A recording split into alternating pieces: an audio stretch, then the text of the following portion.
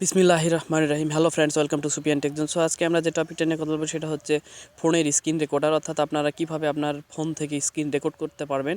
আর সেই ধরনের একটা দুর্দান্ত অ্যাপস নিয়ে আমি কথা বলবো। এই অ্যাপসটা দিয়ে আমি এখন বর্তমানে রেকর্ড করতেছি। সো চলুন শুরু করি। সর্বপ্রথমে আপনারা প্লে স্টোরে যাবেন। প্লে স্টোরে যাওয়ার পরে আপনারা এক্স রেকর্ডার লিখে সার্চ করবেন। দেখতে পাচ্ছেন আমি সার্চ করেছি।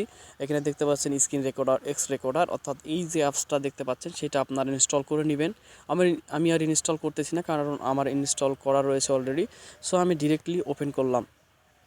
সো এই অ্যাপসটা দিয়ে আপনারা সুন্দরভাবে স্ক্রিন রেকর্ড করতে পারবেন। আমার কাছে বেস্ট মনে হয় এই অ্যাপসটা, কারণ এর আগেও অনেক অ্যাপস আমি রেকর্ড করেছি, কিন্তু আমার কাছে সেরকম পারফেক্টলি মনে হয়নি। এই জন্য আমি এই অ্যাপসটা শেয়ার করলাম। এটা আমার কাছে দুর্দান্ত লাগে।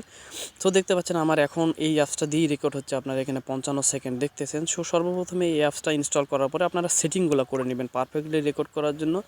সেটিংগুলো যদি পারফেক্ট না হয় তাহলে আপনারা ফলাফলটা ভালো পাবেন না। সো এখানে আসার পরে আপনারা উপরে দেখতে পাচ্ছেন ভিডিও লেখা রয়েছে, তারপর রয়েছে অডিও সেটিং, এটা মাইক্রোফোন থাকবে।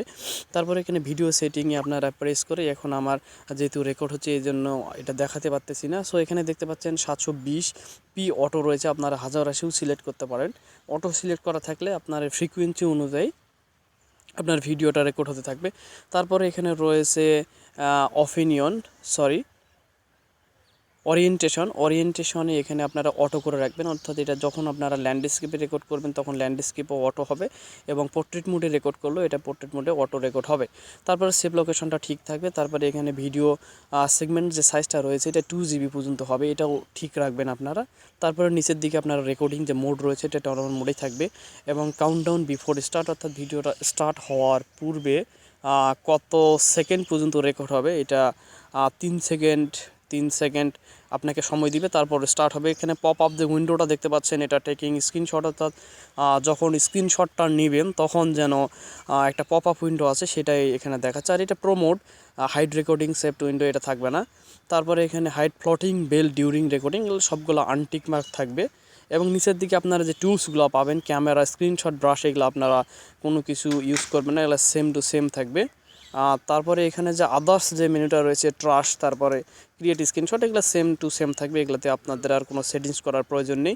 দেন আপনারা অ্যাক্টিভ করার পরে এখানে দেখতে পাবেন একটা আপনার হোম মেনু চলে রয়েছে।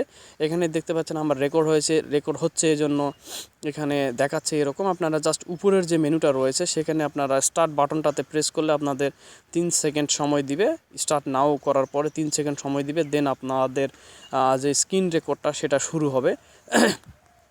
সো এই অ্যাপসটা, এক্স রেকর্ডার যে অ্যাপসটা রয়েছে, এটা এক কথায় অসাধারণ একটা অ্যাপস স্ক্রিন রেকর্ড করার জন্য, আপনারা ট্রাই করে দেখতে পারেন।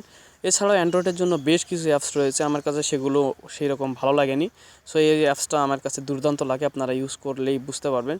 সো ভিডিওটা এই পর্যন্ত যদি ভালো লেগে থাকে তাহলে অবশ্যই একটা লাইক দিবেন এবং শেয়ার করে পাশে থাকবেন। আপনারা জানেন সুপিয়ান টেকজন এরকমই ইন্টারেস্টিং এবং ইনফরমেটিভ রিলেটেড ভিডিও মেক করে থাকে।